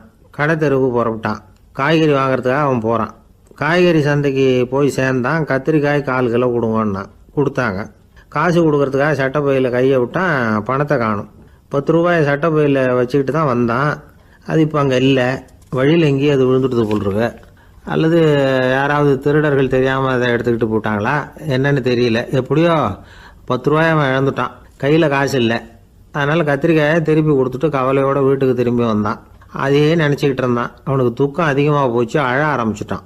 காய்கறிகள் வாங்கிட்டு வந்து ஆனந்தமாக சமைச்சு சாப்பிட்லாம்னு நினச்சோம். அது முடியாமல் போச்சேங்கிற கவலை அவனுக்கு. அதனால் அதை மறக்கவே முடியல. இது நடந்து கொஞ்ச நாள் ஆச்சு. அதே மனுஷன் இன்னொரு நாள் அதே மாதிரி புறப்பட்டான். பணத்தை எடுத்து பையில் வச்சுக்கிட்டான். காய்கறி சந்தையை நோக்கி போய்கிட்டு இருக்கிறான். இப்போ வழியில் ஒரு ஏழை பையனை பார்த்தான். தம்பி எங்கே போகிற அப்படின்னு கேட்டான். ஐயா பள்ளிக்கூடத்துக்கு போயிட்டு இருக்கிறேன் அவன். சரி அதுக்கே எவ்வளவு கவலையோடு போயிட்டு இருக்கிற அப்படின்னு விசாரித்தான் அவன். ஐயா நான் ரொம்ப ஏழை, வீட்டில் வசதி இல்லை, பரீட்சைக்கு பணம் கட்டணும், இன்னைக்கு கடைசி நாள், என்ன செய்யறதுன்னு தெரியலன்னா. இவன் பார்த்தான். தாங்கிட்ட இருக்கிற பணத்தை எடுத்து அந்த பையன்கிட்ட கொடுத்தான். இதை வச்சுக்கோ, உடனே பணத்தை கட்டு, நல்லா படி, பரீட்சை எழுது அப்படின்னு சொல்லிவிட்டு திரும்பி வந்துட்டான். வெறுங்கையோடு திரும்பி வந்தோம். வீட்டில் கேட்குறாங்க எங்கே காய்கறின்னு வழக்கம் போல் கேட்டாங்க. இவன் நடந்ததை சொன்னான். இப்போ வீட்டில் இருந்தவங்க அவங்ககிட்ட ஒரு கேள்வி கேட்டாங்க. ஏங்க இதே மாதிரி முன்னாடி ஒரு தடவை காய்கறி வாங்க போய் வெறுங்கையோடு திரும்பி வந்தீங்க, இப்போவும் வெறுங்கையோடு தான் திரும்பி வந்திருக்கிறீங்க. ஆனால் முன்னாடி வந்தப்போ வருத்தமாக இருந்தீங்க, இப்போ உங்கள் முகத்தில் வருத்தம் தெரியலையே அப்படின்னு கேட்டிருக்கிறான். அதாவது வீட்டில் இருக்கிறவங்க கேட்டாங்களாம். இப்போ அந்த மனுஷன் யோசிக்க ஆரம்பித்தானான். இந்த 2 நிகழ்வுகளுக்கு என்ன வித்தியாசம்? போன தடவை அவன் பணத்தை இழந்தான், இந்த தடவை அவன் பணத்தை இழந்திருக்கிறான். போன தடவை யாரோ திருடிட்டு போயிட்டாங்க, இந்த தடவை அவனாவே ஒரு பையன் பேரில் இறக்கப்பட்டு எடுத்து கொடுத்துருக்குறான். அன்னைக்கு பணம் போயிட்டுதேன்னு வருத்தமாக இருந்தது, இன்னைக்கு பணம் போனாலும் மனசுக்கு மகிழ்ச்சியாக இருக்குது, நிறைவாக இருக்குது. கொஞ்சம் யோசிச்சு பாருங்கள். பணத்தை இழந்தது மகிழ்ச்சிக்கோ வருத்தத்துக்கோ காரணமாக இருக்க முடியாது. அப்படின்னா வேற எது காரணம்? அன்றைக்கு பணத்தை இழந்துட்டேன்னு அழுதான், இன்றைக்கு பணத்தை இழந்தாலும் மகிழ்ச்சியாக இருக்கிறான். ஆகவே மகிழ்ச்சிக்கும் துக்கத்துக்கும் இழப்பு காரணம் அல்ல, இழப்பு பற்றிய நம்முடைய அறிவு தான் காரணம் அப்படிங்கிறது பெரியவர்களுடைய கருத்து. எந்த பொருளும் நமக்கு கவலையை உண்டு பண்ணுறதில்ல, அந்த பொருள் பேரில் நாம் வைக்கிற பற்று தான் கவலையை உண்டு பண்ணுது. பொருள்கள் நம்ம விட்டுட்டு போயிட்டா நாம் அழுதுகிட்டு இருக்கிறோம், நாமே அதுகளை விட்டுட்டு வந்துட்டா மகிழ்ச்சியாக இருக்கிறோம். இந்த உண்மையை புரிஞ்சுக்கிட்டு நம்முடைய வாழ்க்கையை நல்ல விதமாக அமைச்சிக்கணும். ஒரு ஆள் அழுதுகிட்டு இருந்தான், ஏன்டா அழுகுறேன்னு கேட்குறார் ஒருத்தர். இழக்கிறதுக்கு எதுவும் இல்லை அதனால் அழறேன்னா. என்னடா சொல்கிறேன்னார். கிட்ட வாங்க சொல்கிறேன்னா. இந்த மணி பர்ஸை வேற ஒருத்தன் பாக்கெட்லேருந்து திருடினேன், அப்புறம் தான் புரிஞ்சுது அவங்ககிட்ட இழக்கிறதுக்கு எதுவும் இல்லைங்கிறது. ஆமாங்க, இது காலி பர்ஸு, அதனால் இப்போ அழுதுகிட்டு இருக்கிறேன், திருடியும் பிரயோஜனம் இல்லை அப்படின்னு சொல்லிவிட்டு அழுதானா. கப்பல் கடலில் போய்கிட்டு இருக்கு, புயல் சூறாவளி அலையெல்லாம் பெருசு பெருசாக ரொம்ப உயரமாக உண்டாகுது. கடுமையான காற்றிலேயும் வேகமான அலைகள்லேயும் சிக்கி அந்த கப்பல் தடுமாறுது. திசை மாறி போச்சு, எந்த பக்கம் போயிட்டு இருக்கிறோம்னே தெரியல. அந்த கப்பலை செலுத்திக்கிட்டு இருந்த மாலுமி ரொம்ப சாமர்த்தியமாக செயல்பட்டார். தன்னுடைய அறிவாற்றலையும் திறமையையும் முழுமையாக பயன்படுத்தினார். அந்த கப்பலை கட்டுப்படுத்தினார். மெதுவாக அந்த சூறாவளியிலிருந்து கப்பலை காப்பாற்றி கரைக்கு கொண்டுட்டு சேர்த்துட்டார். மாலுமின்னு ஒருத்தர் இருந்ததுனால அந்த மரக்கலம் காப்பாற்றப்பட்டது. மாலுமின்னு ஒருத்தர் இல்லைன்னு வச்சுக்கோங்க, அந்த கப்பலோட கதி என்னவா இருக்கும் யோசிச்சு பாருங்க. ஒரு கோபக்காரனுடைய நிலைமையும் அப்படித்தானா. கோபக்காரன்கிறவன் ஒரு மாலுமி இல்லாத மரக்கலம் அப்படிங்கிறார் நபிகள் நாயகம். கொந்தளிக்கிற கடல்ல கொடுமையான அலைகளின் உச்சியில் அல்லல் படுகிற மரக்கலத்தை விட மோசமானது கோபக்காரனின் நிலைமை அப்படிங்கிறது அவருடைய கருத்து. அது மாதிரி இதுன்னு சொல்லல, அதை விட மோசம் இது அப்படிங்கிறார். ஏன் தெரியுமா? ஒரு கப்பல் கடல்ல தடுமாறினா அதை சரிப்படுத்த மாலுமி இருக்கிறார். அவர் தன்னுடைய சாமர்த்தியத்தினால அதை கட்டுப்படுத்தி சரியான வழிக்கு கொண்டுட்டு வந்துடுவார். ஆனால் கோபக்காரனுடைய நிலைமை அப்படி இல்லை அப்படிங்கிறார் நபிகள் நாயகம். மனித மனம் ஒரு மரக்கலம், அறிவு அதில் இருக்கிற மாலுமி. மாலுமி மரக்கலத்தை செலுத்துறான், அவனுக்கு கட்டுப்பட்டு அது ஓடுது. ஆனால் கோபக்காரனுங்கிற மனுஷங்கிட்ட அறிவுங்கிற மாலுமி சரியாக வேலை செய்ய மாட்டான். ஏன்னா கோபம் அந்த மாலுமியின் கண்களை அவிச்சிரும், காதுகளை கேட்காம பண்ணிவிடும். கண்ணையும் காதையும் மூடிவிட்டு கப்பலை ஓட்டுனா எப்படி ஓட்டுறது? அதனால் கோபக்காரன் மாலுமி இல்லாத மரக்கலம். இடி மின்னலில் மாட்டிக்கிட்டு கஷ்டப்படுற கப்பல் மாதிரி கஷ்டப்படுறான். பெரியவங்கள்லாம் என்ன சொல்கிறாங்க? உனக்கு கெடுதல் பண்ணவனுக்கும் நீ நன்மையை செய், எவருடைய விருப்பு வெறுப்பையும் பொருட்படுத்தாதே, பரம எதிரிக்கும் நீ நன்மை செய்ய ஆரம்பித்தா உன்னுடைய தூய நிலையை பார்த்துட்டு அவனும் உனக்கு நெருக்கமான நண்பனாக ஆயிடுவான். இதுதான் பெரியவங்க நமக்கு சொல்லியிருக்கிறது. புனித குரான் சொல்கிறது என்ன? தீமையை நன்மையை கொண்டே நீர் தடுத்து கொள்ளும் அப்படின்னு சொல்லப்பட்டிருக்கு. அதில் இன்னா செய்தாரை ஒருத்தல் அவர் நாண நன்னயம் செய்து விடல் அப்படிங்கிறார் திருவள்ளுவர். செல்வந்தர் ஒருத்தர்கிட்ட ஒரு சிறுவன் ஆடு மேய்ச்சிக்கிட்டு இருந்தானா. பெரியவர் அவனை கூப்பிட்டு, நீ நேராக போய் ஒரு ஆட்டில் உள்ள ரொம்ப நல்ல பகுதி எதுவோ அதை எடுத்துக்கிட்டு வா அப்படின்னாரான். இவன் போனான். ஒரு ஆட்டு உடம்புல இருந்த நாக்கு, இருதயம், இது ரெண்டையும் எடுத்துகிட்டு கொடுத்தானான்.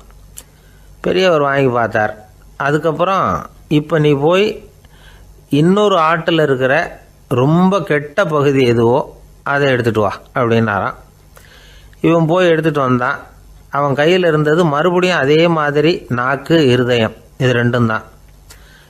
என்னது இப்பவும் அதையே கொண்டுட்டு வந்திருக்கிற அப்படின்னாரான் பெரியவர். இவன் சொன்னானா, ஒரு உடம்புல உள்ள ரொம்ப நல்ல பொருளும் இதுதான், ரொம்ப கெட்ட பொருளும் இதுதான் அப்படின்னானா. இளம் வயசில் இப்படி பதில் சொன்னவர் தான் பேரறிஞர் லுக்மானுல் ஹக்கீம் அவர்கள். கோபப்படாமல் இருந்தால் இது ரெண்டும் நல்லா வேலை செய்யும், கோபப்பட்டால் இது ரெண்டும் மோசமாக வேலை செய்யும். அதை புரிஞ்சுக்கிறதுக்காகத்தான் இன்றைக்கி இந்த தகவல். கோபம் வந்துட்டால் நாம் என்ன செய்கிறோங்கிறது நமக்கே தெரியாது. ஒருத்தர் டாக்டர்கிட்ட போனார் அவசரமாக. டாக்டர், எனக்கு இப்போ கடுமையான கோப வெறி, எனக்கு கண்ணு மண்ணு ஒன்றும் புரியல, உடனடியாக அதை கட்டுப்படுத்தணும், உடனே இதுக்கு ஏதாவது ஒரு மாத்திரை கொடுங்க ப்ளீஸ் அப்படின்னார். அந்த டாக்டரும் உடனே ஒரு மாத்திரையை கொடுத்து இதை உடனே போடுங்க, நான் தண்ணி கொண்டுகிட்டு வரேன்னு உள்ளே போனார். தண்ணியோடு திரும்பி வந்தார். இவர் சொன்னார், டாக்டர் நீங்கள் கொடுத்த மாத்திரை ரொம்ப பெருசாக இருந்தது, இருந்தாலும் கஷ்டப்பட்டு முழுங்கிட்டேன்னார். டாக்டர் சந்தேகத்தோட மேசையை பார்க்குறார். பார்த்தா மாத்திரை அங்கேயே இருக்குது, பேப்பர் வெயிட்டை காணல. ஒரு பூங்கா, அங்க ஒருத்தர் நின்றுட்டு இருக்கிறார். ஏதோ ஆழ்ந்த யோசனையில இருக்கிறார். அந்த பக்கமா இன்னொருத்தர் வந்தார். இவரை கவனிச்சார். என்ன யோசனைன்னு கேட்டார். எப்படி எழுந்திருக்கிறதுன்னு யோசனை பண்ணிட்டு இருக்கிறேன்னாரு. அவர் கேட்டவருக்கு ஒரு மாதிரி ஆயிட்டது. ஏற்கனவே நின்றுட்டு இருக்கிற ஒருத்தர் எப்படி எழுந்திருச்சு நிக்கிறதுன்னு யோசிக்கிறாருன்னா அது ஆச்சரியம் தானே. அதுக்கப்புறம் இவர் யோசிக்க ஆரம்பிச்சார், என்ன இவர் இப்படி பேசுறாரு அப்படின்னு. கீழே விழுந்தாதானே எழுந்திருச்சு நிக்க முடியும். எழுந்திருக்கணும்னு நினைக்கிறவங்க முதல்ல கீழே விழணும். இவர் முதல்ல கீழே விழணும், அதுக்கப்புறம் தான் எழுந்திருக்கிறது எப்படின்னு சிந்திக்க முடியும். இந்த உலகத்துல எல்லாருமே கீழே விழுந்து எழுந்தவர்கள் தான். இப்ப இந்த குழந்தை பருவத்துல கீழே விழாம நடைபயில கற்றுக்கிட்டவங்க யாராவது உண்டா? சின்ன வயசுல ஒரு தடவை கூட கீழே விழல சார், அப்படியே பிறந்தாரு வளர்ந்தாரு பெரியவர் ஆயிட்டார் அப்படின்னு யாரையும் சொல்ல முடியாது. மனுஷங்கிறவன் விழுந்து புரண்டு எழுந்துதான் நடக்க கத்துக்கிறான். ஒரு உண்மையை நாம எல்லாரும் புரிஞ்சுக்கணும். இந்த உலகத்துல தவறு செய்யாத மனிதர்களே யாரும் கிடையாது. அப்படி இருக்கிறப்போ எப்போதாவது நாம தவறு பண்ணிவிட்டோம்னா அதுக்காக மனசு உடைஞ்சு போயிடக்கூடாது. வாழ்க்கையில வெறுப்பு வந்துடக்கூடாது. தவறு நடந்துட்டுதா அதுக்காக மனசு உடைஞ்சு போடாதீங்க, அதை ஒரு பாடமா எடுத்துக்கங்க. அதே தவறு மறுபடியும் நடக்காம வேணும்னா பாத்துக்கலாம், அது போதும். தடைக்கல்ல படிக்கல்லாம் மாத்திக்கணும், இதுதான் இதுல முக்கியம். ஒரு அலுவலகம், அங்க ஒரு அதிகாரி, அவர் உயர்ந்த பதவியில் இருந்தார். சிறந்த நிர்வாகின்னு பேர் வாங்கினவர்.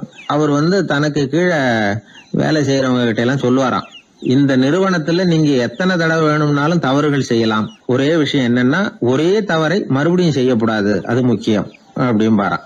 இத மேம்போக்கா பார்த்தா அவர் ஏதோ தன்னுடைய ஊழியர்களை தவறு செய்ய தூண்டுறது மாதிரி தெரியும். ஆனா உண்மை அப்படி இல்ல. இன்னைக்கு என்ன நடக்குது தெரியுமா? அநேகமா எல்லா மனிதர்களுமே ஒரே தவறை தான் மறுபடியும் செய்யறாங்க. விளையாட்டு வீரர்கள் ஒரே மாதிரியான தவறுகளை திரும்ப திரும்ப செய்யறது உண்டு.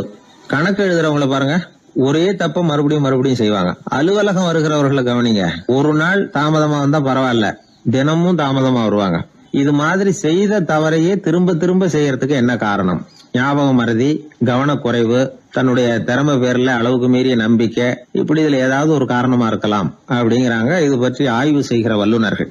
ஒரு தடவை செஞ்ச தவிர மறுபடியும் செய்யறது இல்லைன்னு முடிவு செஞ்சுக்கிட்டு அதை செயல்படுத்த கத்துக்கணும், அது போதும், வாழ்க்கை வெற்றிகரமா அமையும் அப்படிங்கிறாங்க அந்த அனுபவசாலிகள். அதனால வெற்றிகரமா வாழ்க்கையில நடைபோட விரும்பும் இளைஞர்கள் தவிர்க்க வேண்டியது என்னன்னா, முதல்ல சோம்பலை தவிருங்கள், சுறுசுறுப்பாக இயங்குங்கள் அப்படிங்கறது அவங்க அறிவுரை. 2வது ஞாபக மறதி, எந்த செயல்லையும் ஈடுபாடு வேணும், அக்கறை வேணும். 3வது கவனக்குறைவு, எதையும் அலட்சியப்படுத்தக்கூடாது.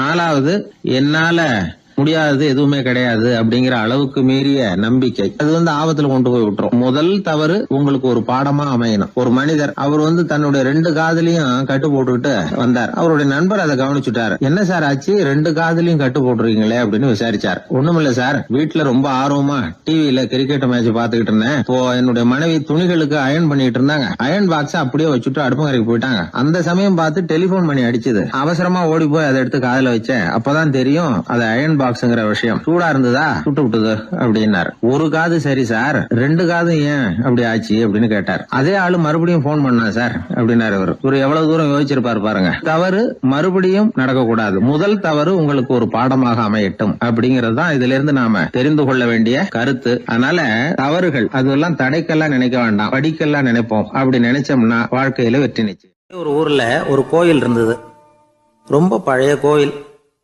உள்ளே போகிறதுக்கே பயமாக இருக்கும், எந்த நேரத்தில் இடிஞ்சு விழுந்துருமோ அப்படிங்கிற பயம். அப்படி இருந்ததுனால யாரும் துணிஞ்சு சாமி கும்பிடுறதுக்கு அங்கே போகிறதில்ல. கோயிலுக்கு வர்ற கூட்டம் கொஞ்சம் கொஞ்சமாக குறைய ஆரம்பிச்சுட்டுது.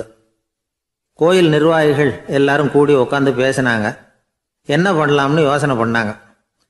எந்த இடம் மோசமாக இருக்கோ அந்த இடத்த பழுது பார்த்தாங்க. அங்கே இங்கே வர்ணத்தை பூசி கொஞ்சம் அழகுபடுத்தி பார்த்தாங்க.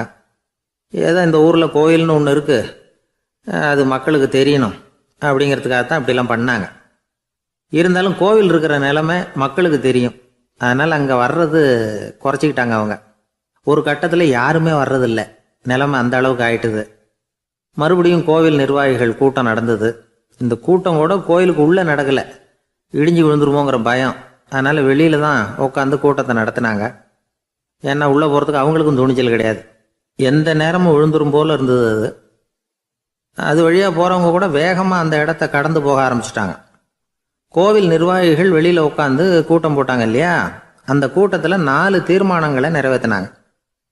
அது என்ன 4 தீர்மானம்னா, முதல் தீர்மானம், இந்த கோவிலை இடிப்பது அப்படிங்கிற முடிவை இந்த கமிட்டி மிகவும் வருத்தத்துடன் ஏற்றுக்கொள்ளுகிறது அப்படின்னு நிறைவேற்றினாங்க. இதுக்கு பதிலாக இன்னொரு கோவிலை உடனடியாக கட்டி முடிச்சுடணுங்கிறது 2வது தீர்மானம். 3வது தீர்மானம் என்ன தெரியுமா? பழைய கோவிலின் கதவுகள், அதிலிருந்து பிரித்து எடுக்கிற செங்கல், இதையே புது கோவில் கட்டுவதற்கு பயன்படுத்தி கொள்ள வேண்டியது. பழைய கோவில் இருந்த மாதிரியே அதே வடிவத்தில் புது கோவிலையும் கட்ட வேண்டியது. பழைய கோவிலின் அஸ்திவாரத்தை அப்படியே வச்சுக்கிட்டு அதுக்கு மேலே நாம் கோவிலை கட்டிக்க வேண்டியது. இதுதான் 3வது தீர்மானம். இதையும் கமிட்டி முழு மனசோடு ஏற்றுக்கிட்டது. இது வரைக்கும் சரி. இப்போ அந்த கமிட்டி 4வதாக ஒரு முக்கியமான தீர்மானத்தை கொண்டுகிட்டு வந்து அதையும் ஏகமனதாக நிறைவேற்றி விட்டது. அது என்ன தீர்மானம்னா, புதிய கோவில் கட்டி முடிக்கிற வரைக்கும் பழைய கோவிலை இடிக்கிறதில்லை அப்படிங்கிற தீர்மானம். எப்படி இருக்குது பாருங்க இது. பழசை இடிக்காத வரையில் அதே இடத்துல புதுசாக எப்படி கட்ட முடியும்? பல விஷயங்களில் நாம் நடந்துக்கிற முறையும் இப்படி தான் இருக்குதான். வாழ்க்கையில் முன்னேறணும்னு ஆசைப்படுவோம். அதே நேரத்தில் அந்த முன்னேற்றத்துக்கு எது தடையாக இருக்கோ அதை விட்டு விடுறதுக்கும் மனசு வராது. வெளிநாட்டில் ஒரு பெரிய விருந்து நடந்துக்கிட்டு இருந்துதான்.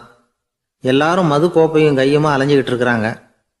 ஒருத்தர் மட்டும் கையில் எதுவும் இல்லாமல் ரொம்ப நல்ல பிள்ளையா சாதுவா ஒரு ஓரமாக தனியாக உட்காந்துருக்கிறார். அவர்கிட்ட நெருங்கி வாங்க மது சாப்பிடலாம் அப்படின்னு கூப்பிட்டாங்களாம். என்னை வற்புறுத்தாதீங்க, நான் என் மனசுக்குள்ளே உறுதியாக தீர்மானம் பண்ணிவிட்டேன் அப்படின்னாராம். என்ன தீர்மானம் பண்ணியிருக்கீங்க?